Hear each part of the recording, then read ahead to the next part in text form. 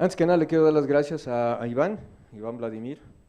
Él es investigador en el Instituto de Investigaciones en Matemáticas Aplicadas a Sistemas.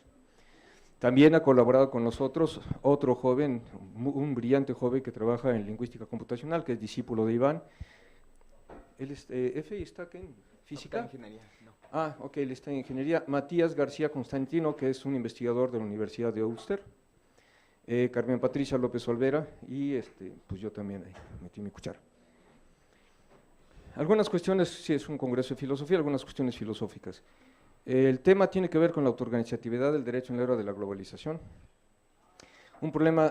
Primer problema teórico es la falta de justificación epistémica de muchas de las teorías jurídicas. Mucho de lo que se dice en la dogmática y se asume como teoría jurídica, lo platicaba hoy con Juan Giraldo, que es psicólogo cognitivo.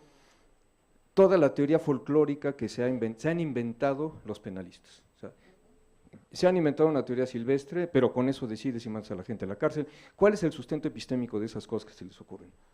Por otra parte, un problema práctico, que en principio es la imposibilidad de conocer la conectividad y dinámica que el derecho está teniendo durante el proceso de la globalización. Hay una metapregunta epistémica principal. Y contra la pregunta esta trivial que les encanta repetir, que no tiene mucho sentido, si el derecho es una ciencia o no, más bien habría quizá que plantearse, y vamos a ver si podemos mostrar que es viable la respuesta, si los problemas jurídicos pueden explicarse científicamente. Creo que desplazamos de esta manera un absurdo problema de carácter ontológico, anclado en el esencialismo platónico, a un planteamiento diferente de carácter analítico con un tipo de respuestas medibles. Preguntas secundarias. ¿Es posible hablar de una especie de matemáticas jurídicas, noten ustedes el entrecomillado, entendidas como una interdisciplina cuyo objetivo es el uso de herramientas matemáticas para la construcción de teoría jurídica? Antes de hacer un sistema inteligente en derecho, lo primero que se tiene que hacer es una teoría jurídica computacional. ¿Qué quiere decir eso? Una teoría jurídica que sea susceptible de después ser trasladada a un equipo de cómputo, un sistema de cómputo. Entonces, quien hace una teoría naturalista donde el alma es el elemento central, es imposible convertirla en una teoría jurídica computacional. Ahora, la práctica, ¿es posible generar un sistema que modele la dinámica autoorganizativa dentro de la globalización a través de un sistema de cómputo y hacerlo visible, visualizarlo? Pues vamos a ver si lo logramos, les adelantamos que sí. Bueno, es un proyecto financiado por CONACYT, el proyecto Fronteras de la Ciencia, que lleva precisamente el nombre de la teoría en la que trabajo. Y lo vamos a hacer sobre el llamado ius común latinoamericano como punto de partida. Esto ha tenido un problema muy complicado en términos de definición, se han reunido un día completo y no han podido definirlo. Bueno, la propuesta que yo hago es, estipulo ius común latinoamericano como la regla de reconocimiento compartida por los operadores pertenecientes a los sistemas jurídicos, miembros del Sistema Interamericano de Derechos Humanos, así como el conjunto de decisiones judiciales tomadas por los mismos. Algunos presupuestos teóricos. Constructivismo jurídico complejo, no me voy a detener mucho en dar los presupuestos, rápidamente diría que es un enfoque epistémico, teórico y metodológico naturalizado, es decir, que es una continuación de los resultados de la ciencia, que está integrado por ciencias cognitivas y ciencias de la complejidad en principio, y en este caso la matemática discreta como una herramienta de la complejidad. Y su objetivo es actualizar nuestra comprensión del derecho y de la forma en la que tanto teorías jurídicas como derecho positivo inciden en los procesos de construcción social de la realidad a través de agentes e instituciones. La definición propuesta de derecho sería un sistema heterogéneo, multinivel, adaptativo y complejo, cuyo hub consiste en un sistema de agentes e instituciones creados constitutivamente por artefactos normativos y epistémicos que son potenciales de significación y de acción, susceptibles de ser corporizados como reglas de interacción y formas de comprensión del mundo por parte de agentes cuyas interacciones inciden en la emergencia de la realidad social. Esta la estoy estrenando ahorita, así que bueno, se me ocurrió hace rato cómo pegaba algunas otras que tenía ahí. Matemáticas discretas, algunas cuestiones. Y aquí ya está pasando un fenómeno muy curioso. Yo les voy a hablar de matemáticas, pero Iván, en un evento que acaban de tener, les explicaba la Corte Interamericana de Derechos Humanos, las sentencias, etcétera. Es el ejemplo de transdisciplina. Bueno, la teoría matemática que no emplea matemáticas analíticas se conoce como matemática discreta, y si no tú me corriges. están siendo utilizadas como las matemáticas ideales para la complejidad. Por muchos, para muchos es considerado como el tipo de matemática posible. De manera muy rápida, el término grafo es polisémico. En un sentido, uno denota un sistema matemático abstracto. En un sentido, dos, que denota es a cualquier diagrama que representa ese sistema matemático abstracto. En adelante me voy a referir al segundo sentido del término. Vértices, nos lo podemos imaginar a un grafo que está constituido por la conjunción de vértices y aristas. Un vértice, imagínense un puntito, una arista, una rayita que une los vértices. ¿Ven? La matemática no es tan complicada. Bueno, aquí está la representación de las conexiones. El concepto de vértices adyacentes, aislados y conexión. Simplemente los adyacentes son los que están unidos por una línea, por una arista. Conexión se refiere a la unión de dos vértices adyacentes mediante al menos una arista, se determinará como la expresión conexión. Y un vértice aislado es el que no tiene ninguna conexión, un puntito por ahí aislado, solitario, solipsista y deprimido. La morfología de un grafo correspondería, por ejemplo, a esto. Aquí tenemos vértices y aquí tenemos las aristas. Y el concepto de digrafo o grafo dirigido quiere decir que, a diferencia de este, donde no vemos que haya una dirección de un vértice al otro, en este caso sí está marcada la dirección. Entonces aquí tenemos digrafos, vemos cómo está la dirección de la conectividad entre los distintos vértices. El grado de un vértice corresponde al número de conexiones que tiene, al número de aristas que están conectados con él. Aquí, por ejemplo, vemos que A es un grado 2, tiene dos aristas que están conectadas con él, y así sucesivamente. Multigrafo, pues esto no me voy a meter, no es tan relevante para esta explicación. Podemos eliminar aristas y eliminar vértices, y fíjense cómo cambia la morfología del grafo. También podemos agregarlo, vamos a leerlo en sentido inverso, y aquí estuvimos agregando tanto vértices como aristas y se modifica la morfología del grafo. Un subgrafo es un grafo contenido en otro grafo. Aquí tenemos dos subgrafos que están contenidos en esta su esta también contenido en etc. Pueden estar organizados en capas y con conexiones muy diversas. El término red compleja, bueno, es una representación de un sistema complejo, ya lo comenté en la primera plática. El término sistema complejo denota un conjunto de elementos interactuantes cuya dinámica no es el resultado de un sistema de control central, sino que es producto de los procesos autoorganizativos entre sus elementos. Pues resulta que una red compleja se puede representar en términos también de un grafo, donde tenemos nodos y conectores, cambiando la terminología que es sinónimo a la anterior, solo que más propia de la teoría de las redes complejas, que lo que hacen es representar un sistema complejo, y el término hub lo que denota es el nodo que tiene el mayor grado de conectividad en el sistema. La expresión multired o red de redes se refiere a una cosa como esta. Aquí tenemos la representación de una red compleja, donde tenemos distintas subredes conectadas con él. Y aquí tenemos ejemplos de hubs. Aquí están, por ejemplo, los hubs del mayor grado de la conectividad en el cerebro. Y aquí tenemos cómo se ha distribuido de manera autoorganizada las distintas enfermedades en distintas partes del mundo. Algo muy interesante es la conocida como ley de potencias. ¿Qué quiere decir? Que normalmente en un sistema podemos encontrar muchísimos vértices, muchísimos nodos y muchísimos conectores. Pero son aquellos que tienen el mayor grado de conectividad los que determinan la dinámica del sistema. Tenemos muchos temblores chiquitos, en términos de cuantificación y probabilidades, pero unos cuantos temblores como el que acaba de pasar son los que generan consecuencias impresionantes. Bueno, hay distintas morfologías para las redes, tenemos redes centralizadas, redes descentralizadas y redes distribuidas. Las redes pueden tener también pesos, como si fueran vectores y son los que determinan el equilibrio de estados del sistema. Fíjense que si elimináramos, por ejemplo, algún nodo de estos, se desestabilizaría el conjunto de los pesos que le dan equilibrio a este sistema. Si pensáramos que esto corresponde a la representación de un sistema en que los distintos vértices están dándole cierto tipo de equilibrio a una creencia del peso de pruebas y contrapruebas, y de repente aparece una nueva prueba, un nuevo nodo, ven cómo se pueden agregar nodos y aristas, eso nos modifica entonces la morfología del sistema en términos de una prueba superveniente, que es la que modificó totalmente la composición de la red. Una red neuronal es un ejemplo también de una red adaptativa compleja.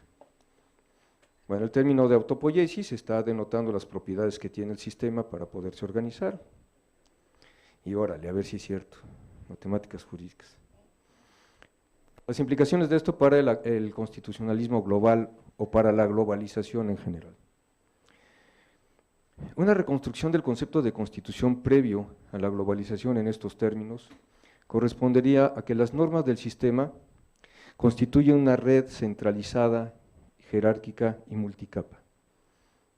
Aquí tenemos una red, es un solo hub, con el cual están conectados el resto de los nodos del sistema. Este es el hub central, que es el que determina el resto de la dinámica del sistema. Por eso decimos que es un hub con propiedades exhaustivas. Todos los nodos del sistema, directa o indirectamente, se asume que deben terminar conectados con él. Este sistema interactúa más allá de sus límites del ámbito estatal en el derecho internacional, pero fijen ustedes que funciona como un sistema semicerrado, es decir, sigue conservando la misma estructura jerárquica que tiene. Aquí tenemos un sistema normativo que está en contacto con otro sistema normativo, todos los cuales, a pesar de las relaciones que tienen, siguen manteniendo su misma identidad. El modelo del constitucionalismo en la época de la globalización. Durante distintos cortes sincrónicos en la evolución de los sistemas constitucionales van surgiendo cambios importantes. Nuevas tecnologías de la información, intensificación del comercio internacional, globalización económica, emergencia de nuevos agentes interactuantes, por ejemplo, organismos intergubernamentales internacionales, redes transgubernamentales, ONGs, redes globales de actores privados, empresas multinacionales, crimen organizado, muy organizado, terrorismo internacional, etc. ¿Qué significa esto? Que da lugar a una nueva conectividad autoorganizativa. Es como si de repente empiezan a surgir nuevos nodos en el sistema que empiezan a generar una conectividad tal que modifica la morfología o la estructura del sistema tal como lo habíamos visto previamente. Esta nueva conectividad entonces genera turbulencias en la dinámica de los sistemas constitucionales estatales tal como los conocíamos previamente, y modifica sus reglas autopoyéticas. Algunos ejemplos de estos cambios de dinámica son, por ejemplo, producción de normas constitucionales a través de interacción con actores no constituidos dentro del ámbito estatal. La ONU, el Fondo Monetario Internacional, el Banco Mundial, etc.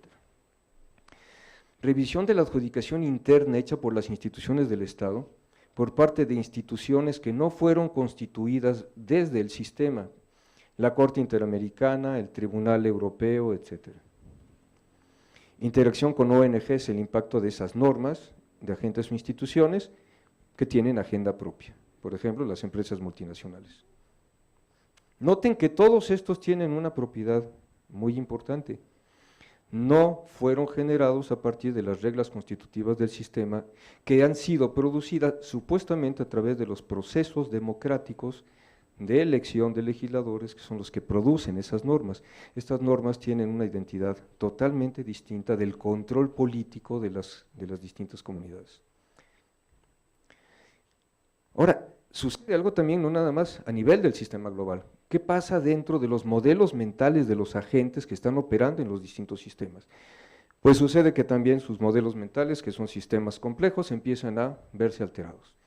Tienen que empezar a considerar insumos cognitivos de modelos mentales diferentes. Por ejemplo, el soft law. El soft law, que no son un conjunto de normas generadas de carácter legislativo, que tengan una certeza clara, etcétera, empiezan a ser consideradas por parte de los operadores jurídicos. Noten ustedes la consecuencia que esto puede traer una revisión del concepto de regla de reconocimiento clásica, la manera de cómo la entendemos por Hart. Modificación de los modelos mentales a través de la interacción con pares de otros países.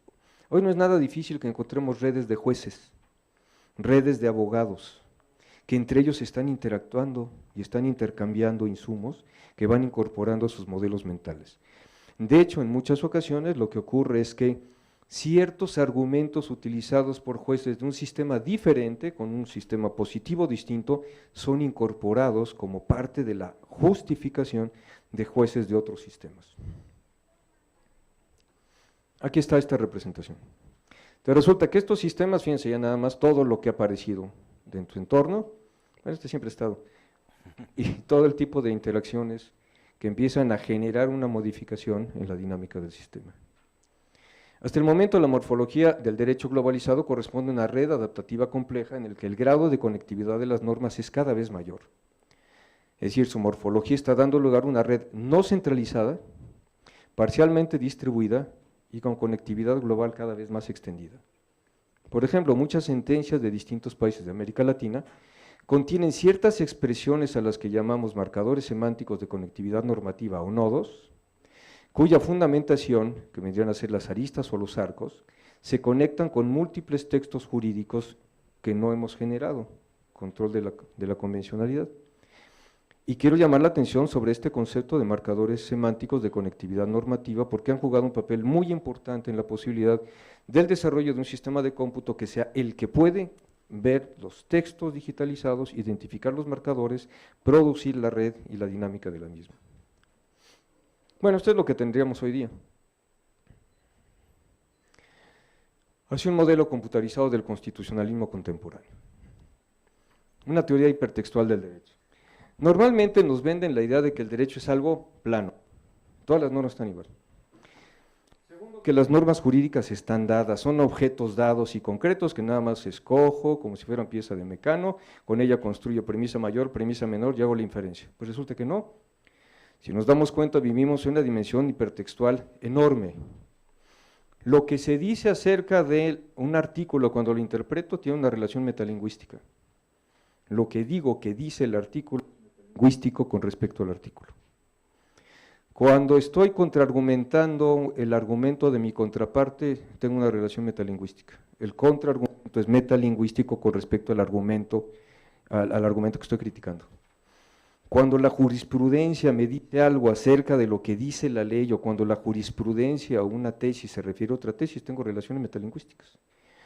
Entonces, si vemos en realidad el derecho, puede entenderse como un conjunto de textos, entendiendo texto como sistemas de enunciados con potenciales de significación, entendiendo discurso como el sistema proposicional que se puede ascribir al conjunto de esos enunciados, y por lo tanto, para esta teoría hipertextual, el derecho puede representarse como una red dimultigrafo, ¿sí?, con grafos dirigidos, cuya conectividad puede operar de manera unidireccional, bidireccional, intracapa, etcétera, etcétera. Si algo no les queda claro, me dicen, está hablando en taquigrafía sánscrita ya. Bueno, ejemplos de conectividad intracapa. Las referencias de la jurisprudencia a la ley. De la jurisprudencia un trabajo de doctrina o de teoría general, la mención legislativa a un trabajo de doctrina, la mención de la jurisprudencia a un trabajo de doctrina, la mención de la ley o la jurisprudencia de un trabajo de doctrina realizado en una demanda o en una sentencia, la referencia de los argumentos de la contraparte, etcétera, etcétera, etcétera. Entonces, ¿qué es lo que vemos? La visión o la representación del derecho como una estructura plana, de repente se convierte en una compleja urdimbre, una red multicapa con distintos niveles de conectividad.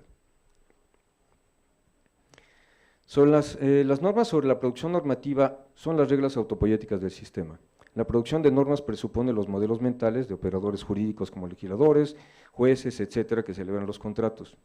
Una creencia fundamental de los modelos mentales de los operadores jurídicos es que solo son normas del sistema las creadas a partir de las reglas autopoéticas del propio sistema, pero esta creencia de los sistemas cerrados y autosuficientes simplemente ya no lo podemos defender. Anteriormente asumíamos que las normas son generadas y su conexión con otras normas son arcos que se vinculan con el sistema. Y aquí viene algo interesante, ¿se acuerdan que eliminábamos nodos y aristas? Cuando se derogan o abrogan ciertas normas, se eliminan nodos y aristas del sistema, lo cual, si recuerdan el modelito de los vectores, genera una modificación en la dinámica de equilibrios que estaba proporcionando el sistema. Deroga una norma que establecía una obligación o que generaba un derecho, modifico el sistema de pesos que estaban alrededor del sistema. El número de nodos conectado a una norma determina el grado de conectividad de la misma. Eso también es interesante. Si encontramos que hay muchas sentencias que están refiriendo como fundamentación al mismo artículo, podríamos asumir que ese artículo es un nodo del sistema con un alto grado de conectividad. No del todo, ¿eh?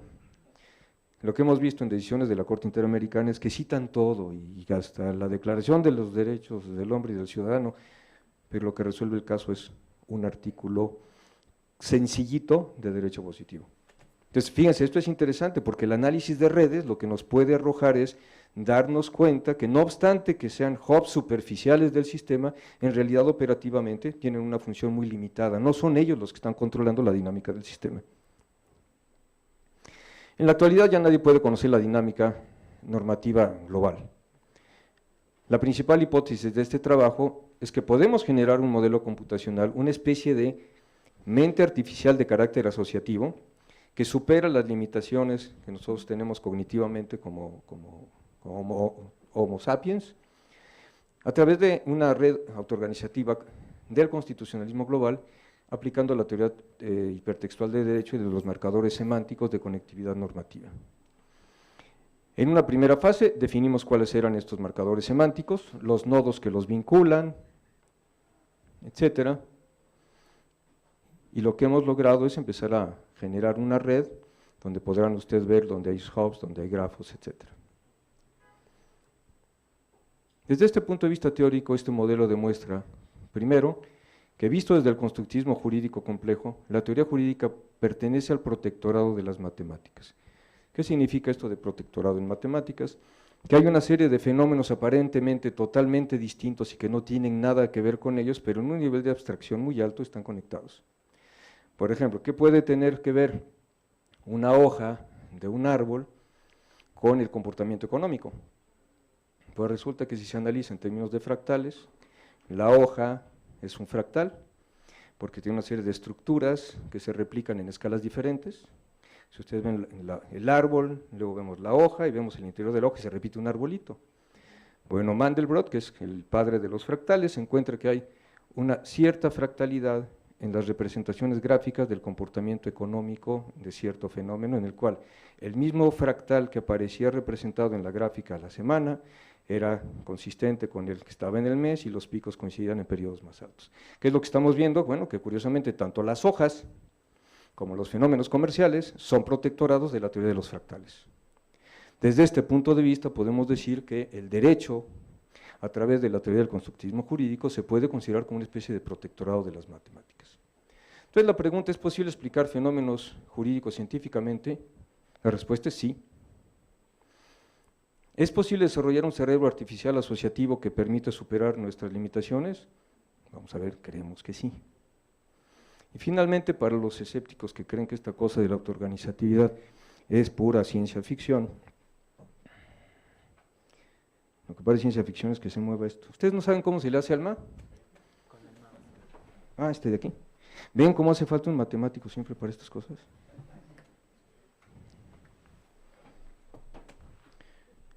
A ver. ¿Para acá? A ver, Onix. Ella no es matemática, pero ya nació en esta generación.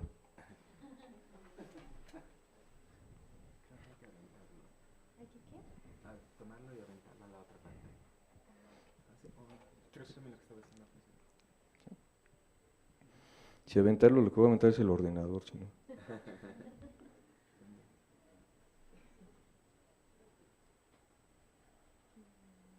¿Dudas? ¿Todas, todas? Todas, que ahorita me dicen con respecto a… Bueno, fíjense, esta es una representación de la dinámica autoorganizativa de la Revolución de Egipto. Lo que pasaba en Twitter. Bueno, sí, esto ojalá.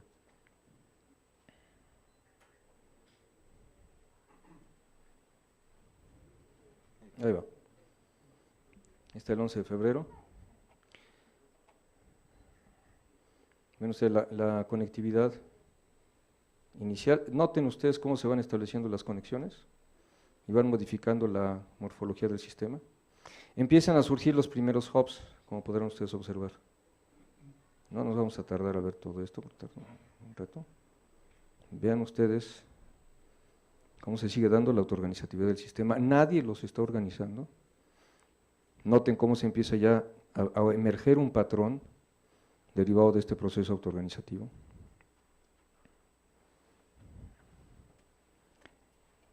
Ven ustedes cómo se encuentra ya en este momento.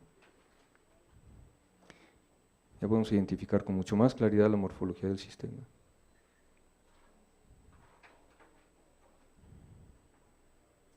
Ahí están ya bien definidos algunos hubs que tienen los mayores grados de conectividad.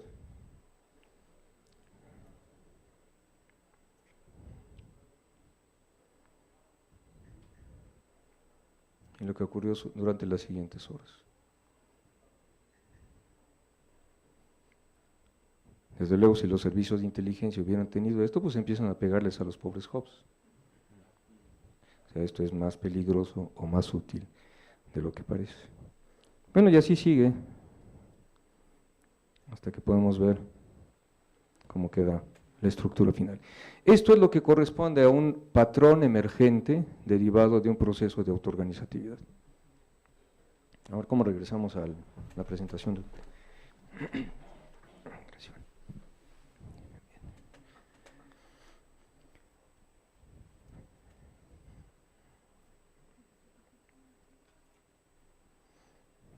Bien. Bueno, y ahora, a quien todo este rollo teórico y conceptual lo hizo posible, quien realmente hizo que esto operara, Iván Vladimir, pues es el que les va a contar cómo lo hizo, explicar qué es esto de la lingüística computacional, que es su especialidad y de la cual nosotros no tenemos ni idea, pero van a ver la magia que permite. Muchas gracias, Enrique. De hecho, ya hiciste mi trabajo mucho más fácil con todas las explicaciones. Me toca explicarles la parte técnica. Yo digo que este proyecto ha sido un proyecto de excelentes, buenas coincidencias. Han ocurrido, ahora sí que nos hemos autoorganizado alrededor de muy buenas ideas.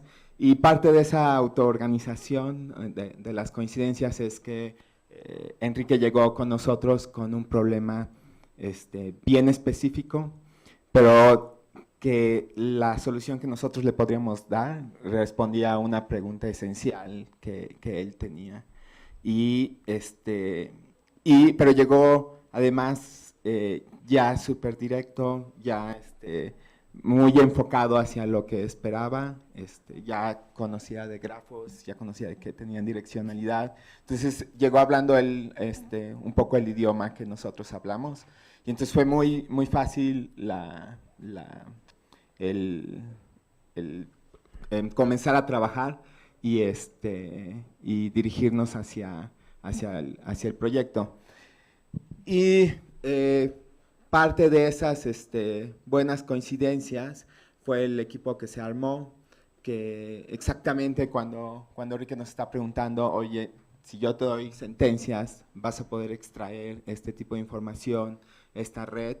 Y en ese momento estamos hablando con otro colega sobre otras cosas y en ese momento nos dice, pero yo tengo experiencia con documentos legales, los puedo apoyar, y entonces se empieza a generar el equipo. Entonces, el tipo de coincidencias que han ocurrido alrededor. ¿Me prestas el libro?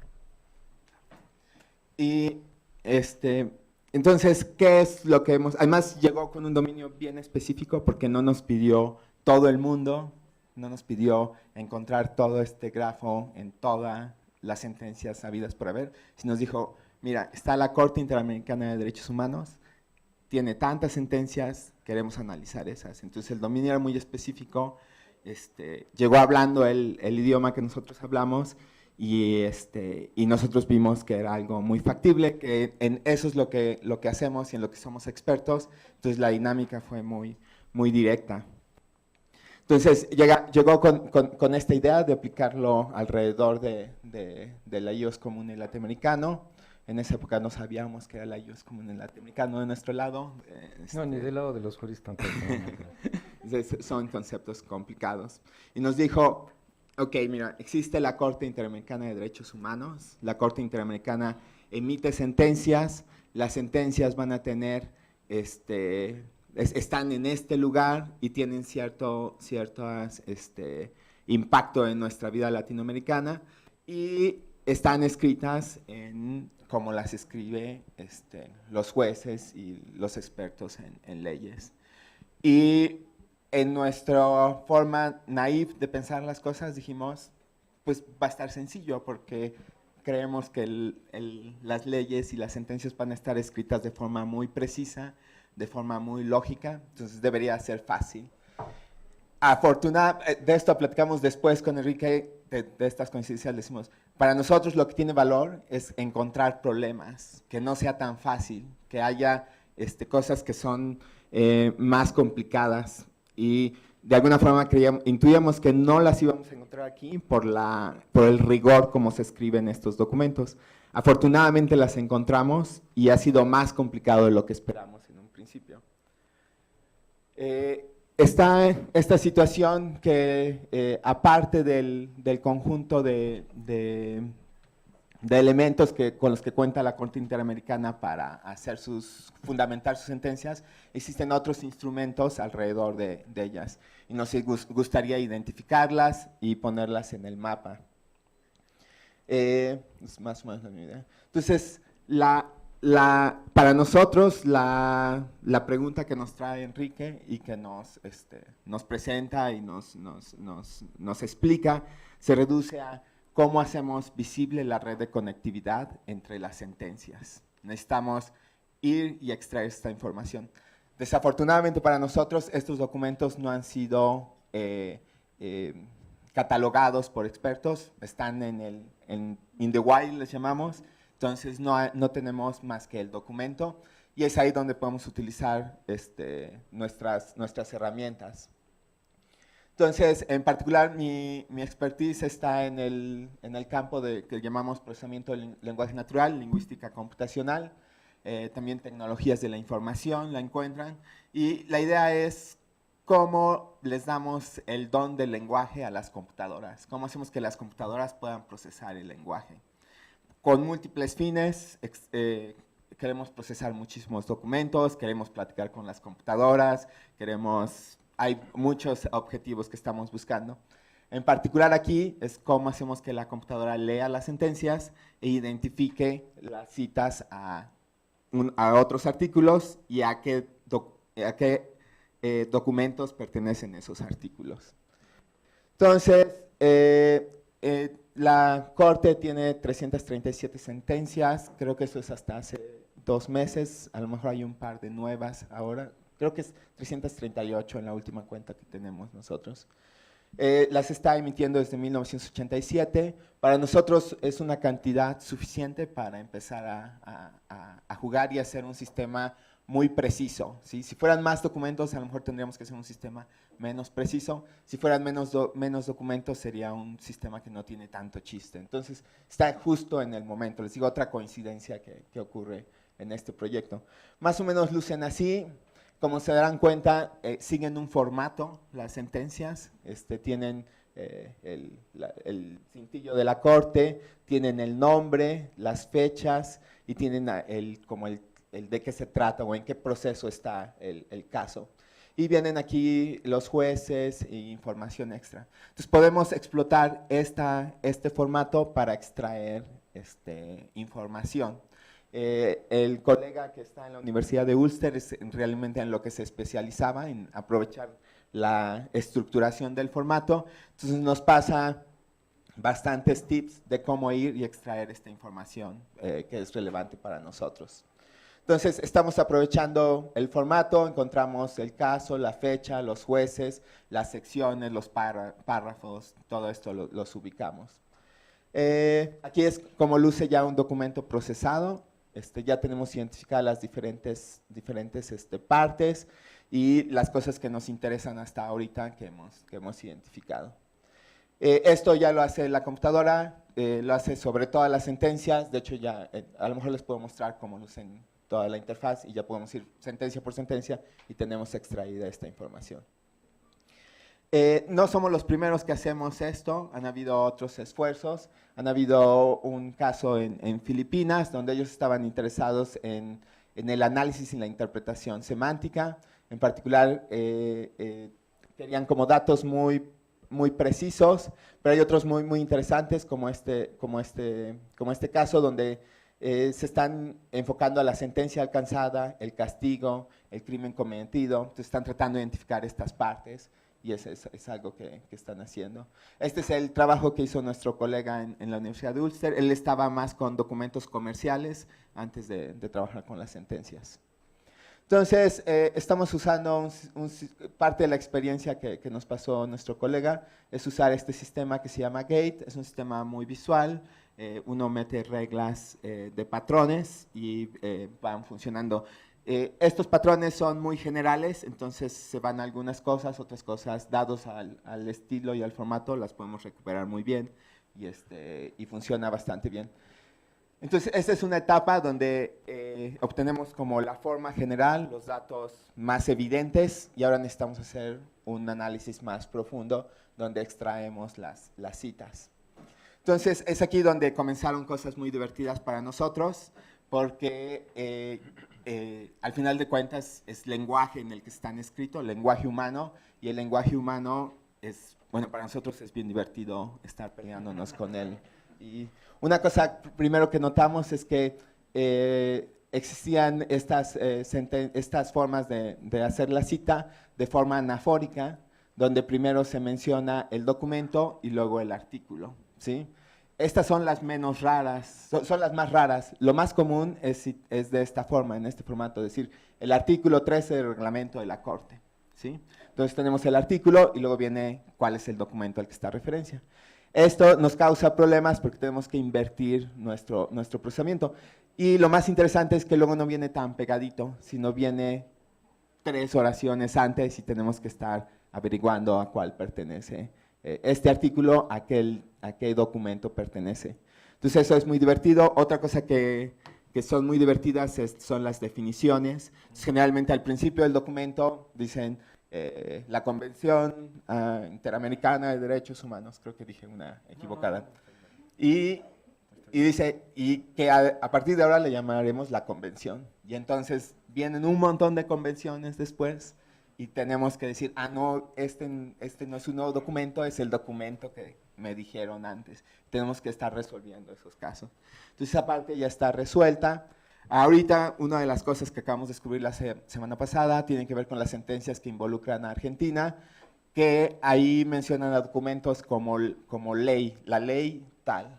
Y entonces nosotros no habíamos previsto este caso, entonces estamos perdiendo todos esos documentos específicos, entonces ahora tenemos que hacer un análisis específico para cómo se refieren en las sentencias que involucran a Argentina. Entonces, este es el grafo de conectividad que tenemos hasta ahorita de las sentencias. Son 544 nodos. Los nodos que son amarillos son los documentos citados, y los nodos que tienen otro color diferente al amarillo son sentencias que involucran a un país. Tenemos codificados los países por colores. Creo que el verde es México, Perú es rojo, entonces podemos ver que hay varios casos que involucran a Perú. No son todos los rojos, hay 2 tonalidades de rojos, ahí se puede confundir esa parte. Y vemos que aquí hay un nodo que nos explicaba Enrique hace rato, un nodo que está concentrando todo y que es evidentemente la Convención Interamericana de Derechos Humanos. Entonces todas las sentencias hacen referencias a ese como marco. Entonces ahora lo que podemos hacer es quitar este nodo y revisar los otros nodos y qué relaciones se están dando. Podemos hacer esto por país. Entonces aquí tenemos el caso de el ejemplo del grafo que se genera con las sentencias de México. Podemos ver que todavía, aquí está el ejemplo de cuando se menciona ley y no estamos cachando, pero hay otros documentos que ya podemos identificar bastante bien. Y además tenemos los artículos a los que citan directamente, entonces podemos saber qué artículo de qué documento están citando y cuál es el que está teniendo más influencia. Cosas que nos faltan es incluir lo que nos explicaba Enrique sobre los marcadores y sobre la localización, si está formando parte de la discusión de la conclusión alcanzada. Entonces deberíamos marcar y deberíamos considerar esos casos como que, mira, todos los artículos está muy bien que los mencionen, pero estos artículos son los que están teniendo efecto en la justificación. Entonces, resaltar ese aspecto es el que estamos trabajando. Y le regreso la presentación a Enrique. Pues en realidad ya no hay tanto presentación, simplemente decirles que ha sido una aventura extraordinaria, es un verdadero placer haber encontrado a gente como Iván. Lo que me resulta todavía más interesante es que ellos hayan encontrado problemas a partir del planteamiento que nosotros hicimos. Eso es lo que da lugar realmente a una investigación transdisciplinaria, no únicamente interdisciplinaria. Nos estamos enriqueciendo con los conocimientos de una parte a otra, y paradójicamente con lo que los abogados siempre decimos, matemáticas y derecho. Curiosamente, ese mismo fenómeno, volviendo a la pregunta central acerca de si podemos explicar científicamente fenómenos jurídicos, ese mismo fenómeno nos está pasando con otra parte del proyecto de Fronteras de la Ciencia, con los psicólogos cognitivos. Normalmente se suelen hacer estudios de qué es lo que pasa en el cerebro con juicio moral. No se habían encontrado con el problema de tener que introducir un caso donde hay una razón jurídica para decidir que se enfrenta a una razón moral, que pudiera ser una razón que derrotaría a la razón jurídica. Ellos no se habían enfrentado a eso. Entonces, este mismo fenómeno que estamos viendo, en el cual el derecho se vuelve una fuente de inspiración interesante que sugiere problemas a otras áreas del conocimiento y que nos enriquecen cuando nos lo devuelven, se está presentando también en el lado de la relación con la psicología cognitiva. Creo que esto muestra de una manera muy clara que podemos, en este contexto de una sociedad de paradigmas emergentes, pensar en una ciencia del derecho totalmente distinta a la especulativa que hemos tenido hasta hoy, y ver que realmente podemos generar explicaciones de fenómenos jurídicos con todo el rigor científico que nos permiten, incluyendo las matemáticas. Quiero decir que la aventura de trabajar con Iván es como si de repente llegara a un bar, llegar a un bar donde hay alguien que está tocando jazz, lo único que tenemos son nociones de teoría de la armonía, nos ponemos a tocar y ha fluido extraordinariamente en una dimensión emergente que seguramente es el punto de partida de muchas otras interpretaciones. Bueno, mil gracias, Iván, por esto. Seguiremos adelante.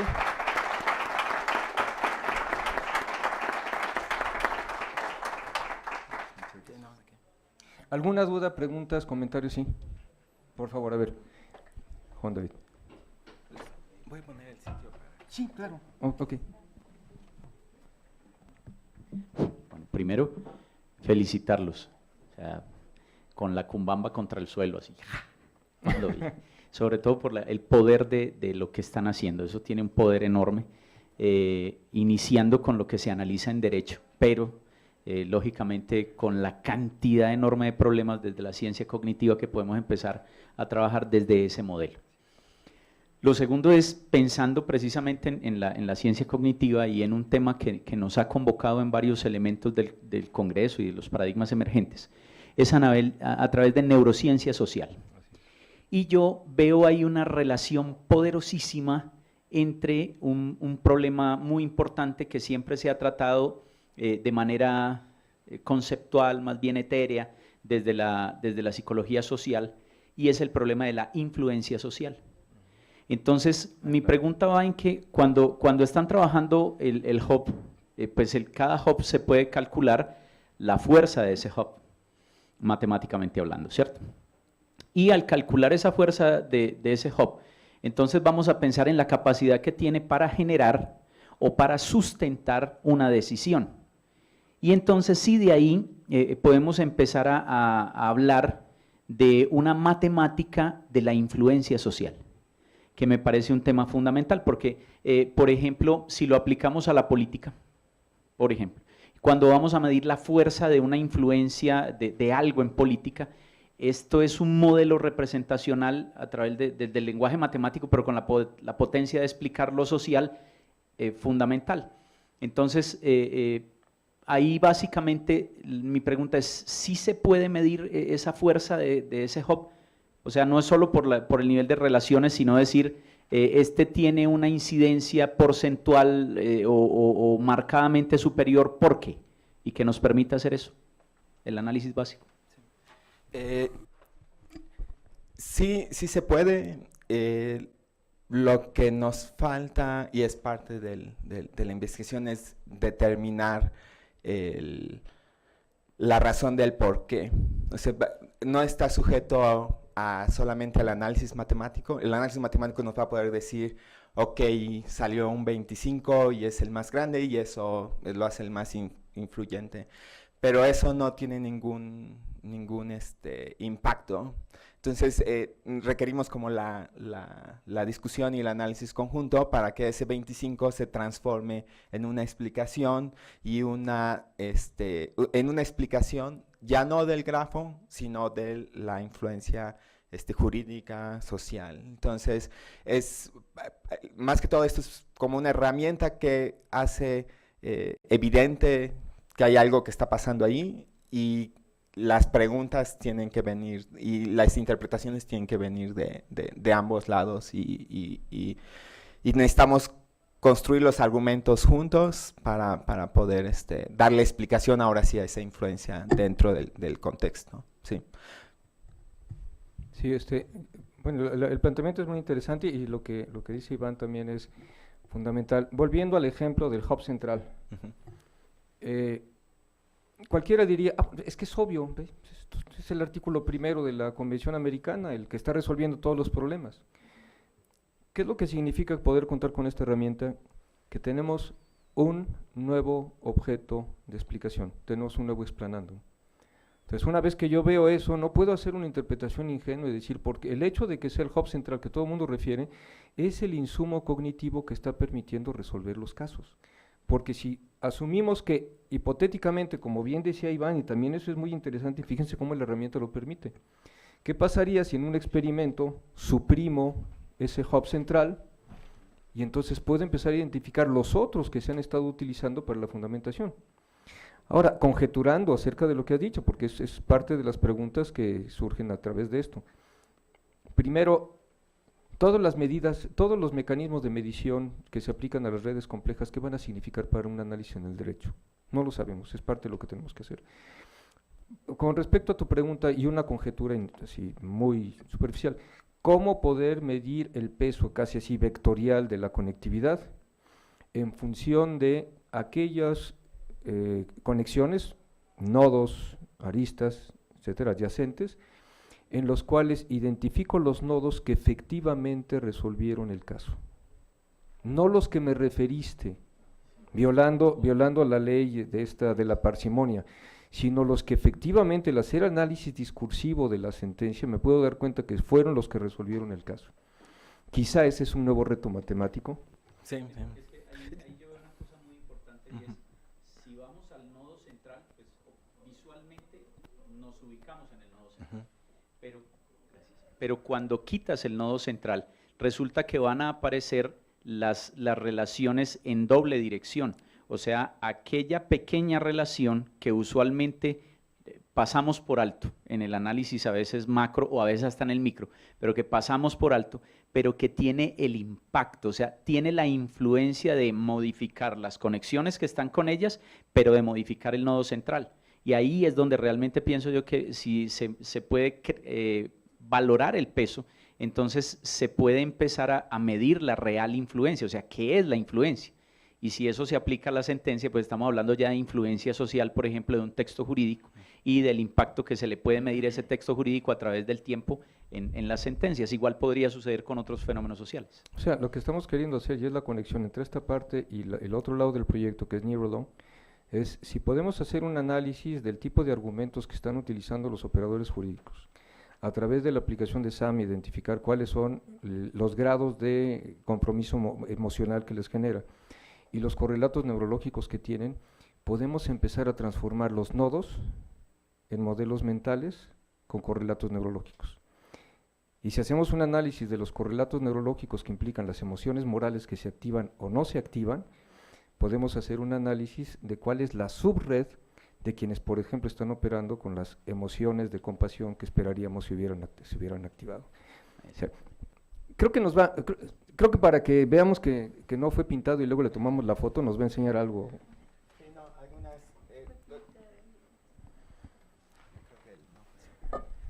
no, la discusión que están teniendo a mí me encanta. Para nosotros es poner nodos, pero para ustedes es algo de lo que platicaba Enrique. Esto es la evidencia con la que ustedes pueden trabajar, pueden hacer hipótesis, pueden probarlas, entonces eso a mí me encanta.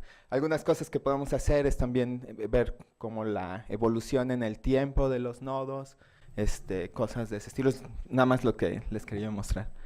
Creo que había otro par de preguntas.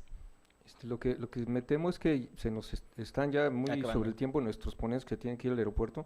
Si la hacemos muy rápido, la pregunta. No, es más que nada precisiones. Si ustedes me permiten, primero los felicito por el esfuerzo que requiere hacer un ejercicio como estos. Solamente yo quisiera, en el mismo ánimo, hacer algunas precisiones. La Corte Europea de Derechos Humanos tiene este ejercicio realizado desde 2013. Ellos tienen un número de 15.800 aproximadamente sentencias desde su fundación del año 1959, analizadas más o menos con la misma técnica. La jurisprudencia de Alemania, de la Constitución alemana, también está analizada con la misma metodología desde 2007. La Constitución italiana está en el mismo contexto, con la misma tecnología desde 2009. Y si ustedes me permiten, yo no quisiera dejar pasar, a lo mejor se los paso después en la precisión. Pienso que el planteamiento de la teoría, básicamente en el planteamiento de la teoría, a lo mejor un 50, a lo mejor un 40% pensaría yo que está mal planteada. Está mal planteada porque no corresponde con los estándares de la literatura. Entonces ahí sí yo creo que habría que revisar esa parte porque los términos, básicamente los términos que se están utilizando en el desarrollo de la teoría no son los correctos. Okay, yo quisiera primero aclarar, no hemos encontrado en toda la literatura de inteligencia artificial ningún sistema que sea como este. Lo que más se aproxima es CATS, que lo ha desarrollado en Chicago, y hizo las representaciones a mano. La computadora no establece las conexiones. Que se hagan representaciones gráficas a mano de las conexiones es totalmente distinto a esto, y si es el caso, pásanos la información, Sí, claro. por si nos habrá escapado a todos los que trabajamos aquí y a la comunidad de la inteligencia artificial, lo cual se me hace por lo menos medio sospechoso.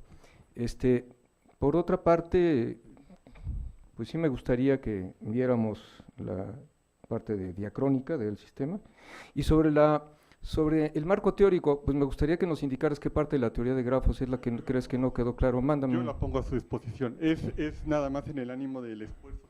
No, está bien, lo que me llama la atención es que llevando esto con matemáticos que se dedican a la investigación, pues tu formación es de abogado, yo sé que es abogado postulante. Luego lo vemos. Sí, con mucho gusto. Muchas Muy gracias. bien, no, al contrario. Vamos a ver rápidamente esto que nos estaba señalando Iván. Sí, son aspectos de cómo va evolucionando. Vamos a volverla a dibujar. Aquí tenemos la opción de ver el grafo completo, que es donde entran estos nodos muy cargados, pero podemos pedir que se excluyan y entonces vemos un grafo más disperso. Tarda un ratito en dibujarse. Y podemos ver, hacer preguntas como cómo era el grafo de cierta fecha a cierta fecha. Entonces, podemos decir el siglo pasado, cómo estaban las conexiones. Podemos ver cómo se ve a partir de este siglo. Vemos que la actividad ha crecido. Podemos acercarnos y ver algunas de las conexiones. Si tenemos dudas, podemos resaltarlo, y aquí nos sale información de qué se está citando desde esa sentencia, o a quiénes están citando este documento. Por ejemplo, se me fue, vamos a escoger este otro. Este es, por ejemplo, creo que está más interesante. Convenio Europeo de Derechos Humanos, que era una de las preguntas que tenía Enrique. ¿Qué otros documentos externos se usan? Entonces, este documento aparece citado 11 veces en estos 11 casos. Entonces, podemos aprender esto de forma muy directa, y es esta herramienta de evidencia para probar las teorías y las hipótesis que ustedes podrían crear alrededor. Ahora únicamente ya como último comentario del lado del derecho reaccionando a esto. Imaginen ustedes que estamos haciendo el corrimiento diacrónico de la conectividad, de cómo se autoorganiza la red, y de lo que nos podemos ir dando cuenta es que a lo largo del eje diacrónico empiezan a modificarse los hubs. Es decir, algunos hubs que tenían un alto grado de conectividad empiezan a perderla, y esto se empieza a desplazar en la región del JUS común latinoamericano, se empiezan a desplazar otros hubs del sistema. Quiere decir que algo ocurrió en la región latinoamericana en términos de conflictos, que empezó a dar lugar a una conectividad diferente y a que ciertos fundamentos jurídicos, que serían los nodos destino, cambiaron, y es un fenómeno sobre el cual podemos estudiar, porque es algo que no ha enseñado Iván, pero se pueden abrir los documentos también. Sí. Fin. Nada más para que lo podamos ver rápidamente, y ya pasamos a la resolución del concurso y al fin a la cláusula.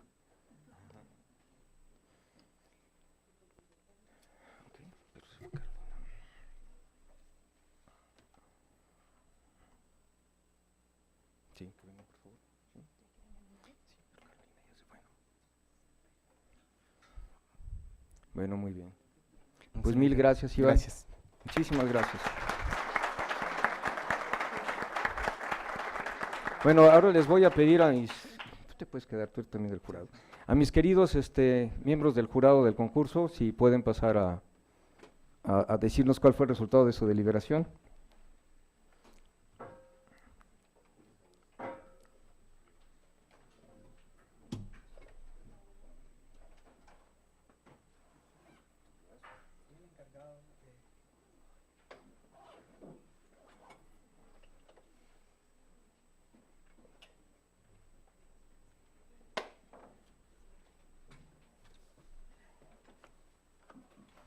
Bueno, buenas noches, es un gusto estar de nuevo. ¿Aló? ¿Sí? ¿Funciona? Ok, después de unas arduas deliberaciones conjuntamente con Andrés y con Tomás, y debemos señalar que la sesión no fue fácil, había varios papers con muy buena calidad, igualmente tenemos algunos comentarios sobre los mismos, pero después de esta deliberación hemos determinado que el paper ganador, vamos a leerlo como tal cual está aquí. La Sociedad Paradigma de Emergentes de Derecho y Filosofía Jurídica otorga el presente reconocimiento a Carolina Valleza Valdés por haber resultado ganador del segundo concurso de investigación en Filosofía del Derecho de estudiantes de posgrado, Paradigma de Emergentes de Filosofía del Derecho y Filosofía Jurídica, celebrado en el marco de la sexta jornada Ciudad Universitaria, 15 de noviembre de 2017. La ganadora es Carolina.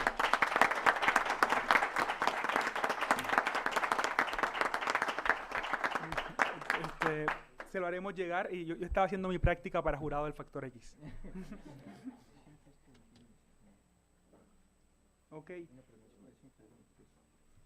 Bueno, el premio incluye, aparte del reconocimiento, una recomendación para publicación, pero entendemos que nuestra recomendación sugiere que el paper debe ser completado en la muestra en la muestra representativa, para que el paper debe ser completado antes de ser enviado a publicación, para que la muestra relevante del modelo metodológico sea efectivamente representativa.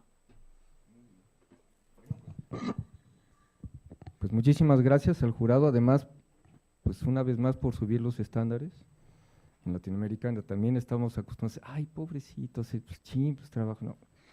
Hay que subir los estándares y eso implica exigencia, y una exigencia que nos coloque al mismo nivel de exigencia de los estándares internacionales.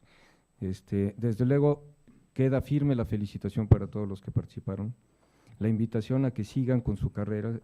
Lo que han mostrado es la capacidad que tienen como investigadores potenciales, son los investigadores jóvenes, pero ya investigadores, sigan trabajando en esa línea, y esperamos sigan contribuyendo y sigan animándose a participar en nuestras siguientes ediciones de las jornadas. Entonces, muchísimas gracias a nuestro jurado por haberse portado con el rigor internacional, pues se portarían en Alemania o en Inglaterra o en cualquiera de estos lugares.